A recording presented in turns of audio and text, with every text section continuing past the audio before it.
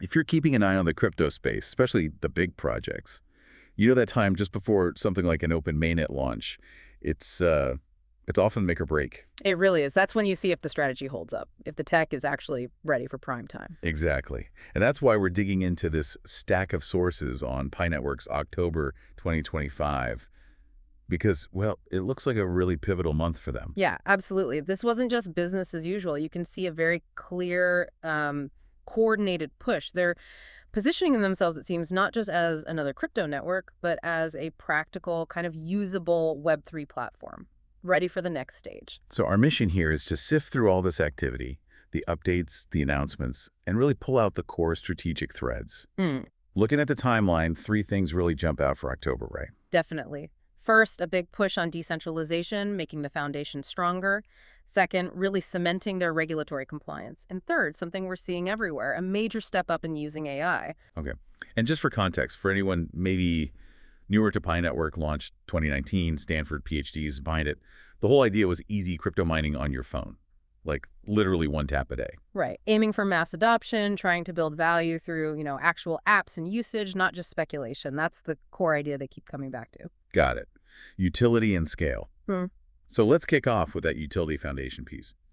October 1st, there was a tech update, Pi Node version time 5.4. Sounds technical, but the key was integrating the App Studio. Yes, and moving it to the desktop. That might sound like a small detail, but it's actually pretty significant for developers. How so? It was mobile only before. Yeah, primarily through the Pi browser on mobile. Imagine trying to build a complex application on a phone screen. It's not ideal. Right. You want your proper keyboard, big monitors, all the usual developer tools. Exactly. Moving the App Studio to the desktop environment is a huge boost for efficiency. The sources point this out. It's about enabling developers to build more sophisticated, more powerful dApps. Which you absolutely need if you want a thriving ecosystem after Open Mainnet, right? You need useful stuff on there. Precisely. It's laying the groundwork for real utility depth. Can't just be about the coin. Okay, so that's strengthening the building side. You also mentioned decentralization as a theme. How did that play out? That takes us to, what, October 6th? The domain auction. Yeah, the .pi domain auction conclusion. And this is where their stance against pure speculation gets, let's say, very concrete. Auctions can often be about grabbing assets to flip later. What did they do differently? They brought in a rule after the auction. It wasn't just about buying the domain. Okay, what's the catch? The rule is if you got a domain, you now have to actually connect it to a live application. You need to demonstrate real use, or at least imminent use. Wow. Okay, so no just parking the domain and waiting. None of that. You have to build something. That is quite prescriptive, isn't it? I mean, I get wanting to stop speculation, but couldn't that also stifle some, organic growth or creative uses that aren't immediately obvious? Sometimes value comes from places you don't expect. That's a really fair challenge, and it highlights the trade-off they're consciously making. The sources are clear. The goal is to keep domains available for actual projects that build the ecosystem. Utility over financialization, again. Exactly. They're prioritizing functional ecosystem growth. And this ties directly back to a bigger vision they laid out just a few days earlier. Right, October 2nd. Token 2049 in Singapore. Dr. Cheng Daofan, one of the co-founders, gave a keynote. And it wasn't just a tech update, was it? It sounded more philosophical. Oh, absolutely. The theme itself tells you that. The future of crypto, from liquidity to utility. Yep. But she went much broader. How so? She basically argued that Web3, built on blockchain the right way, human-centric, decentralized, could be an answer to the economic problems, like wealth inequality potentially made worse by centralized AI. Whoa, okay. That's a huge claim. Positioning Pi not just against other cryptos, but as a potential societal counterbalance to AI's centralizing effects. Precisely. The argument is, if AI boosts productivity but concentrates wealth in a few hands, what happens to everyone else? A distributed network, she suggested, where people are rewarded fairly for contributions, maybe even computational power, could create a more equitable foundation. Did she give examples of how Pi fits into that? Yeah, she pointed to things like their own KYC solution, making sure it's one real person per account, and the App Studio we just talked about, empowering individuals to create. It reframes the whole project. It's not just get Pi coins, it's build a fairer digital future. That's a powerful vision. But vision needs practical reality, especially with regulations. You can't scale globally without ticking those boxes. And that brings us to October 21st, a really significant development on the regulatory front. What happened? Their key partner for business verification, Banxa, they handle the KYB, Know Your Business side, they secured a MiCA license in Europe. Okay, Micah, let's pause there. Why is that specific license such a big deal? For listeners maybe not following EU regulation closely. Right. MiCA is the markets in crypto assets regulation. It's the EU's comprehensive, very strict new rulebook for pretty much all crypto activities.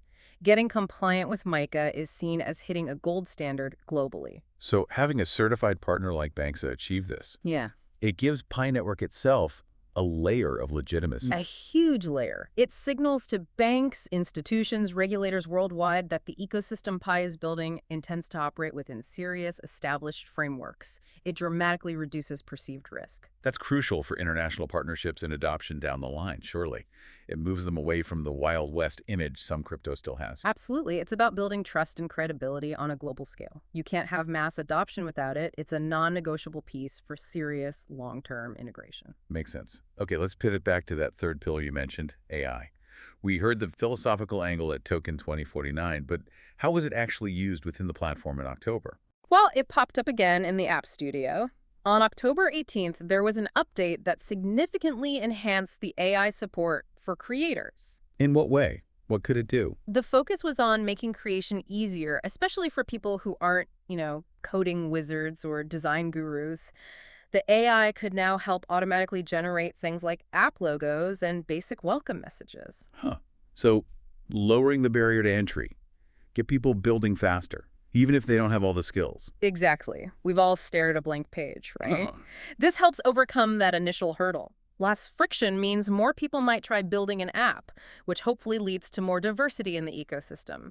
It's about accelerating content creation before the mainnet opens fully. Okay, so AI helping with creation. But the really big AI news, the one that made headlines, was around KYC, wasn't it? October 24th? Yes, this was arguably the standout technical achievement of the month. They announced massive progress in clearing their KYC backlog using their AI-driven system. Massive progress. Yeah. How many people are we talking about? The number was huge. Over 3.36 million users. These were people stuck in what they called provisional KYC status. The AI system successfully verified them. Wow, 3.36 million. That's enormous scale for verification. What's the deeper significance beyond just getting users through the queue? It comes back to that core principle. One person, one account. That's fundamental to the project's integrity. Any large network fights bots and fake accounts. And Sybil attacks and all that. Exactly. By using AI to process millions of identity documents, potentially from all over the world, with biometric checks, they're enforcing that principle at scale. It ensures the network is made of real, unique individuals. Which is critical for fair distribution and a secure Web3 ecosystem when they go open? Absolutely. Without this kind of AI-powered scaling, they'd be drowning in manual reviews for years. Yeah. This ability to verify millions quickly is, well, it's probably one of the key things enabling them to even talk realistically about Open Mainnet. It removes a massive bottleneck. Yep. AI for creation, AI for mass verification. That brings us near the end of October. And there was one more strategic move involving investment. Yes, October 30th. Pi Network Ventures, their investment arm, made its first public investment. Oh, who do they invest in? They joined a $20 million funding round for a company called OpenMind. Now, OpenMind works on collaborative AI and robotics infrastructure. AI robotics. That sounds a bit far from a mobile mining app. What's the connection there? This feels like the aha moment you hinted at. It is. The connection is strategic and potentially transformative for the Pi nodes themselves.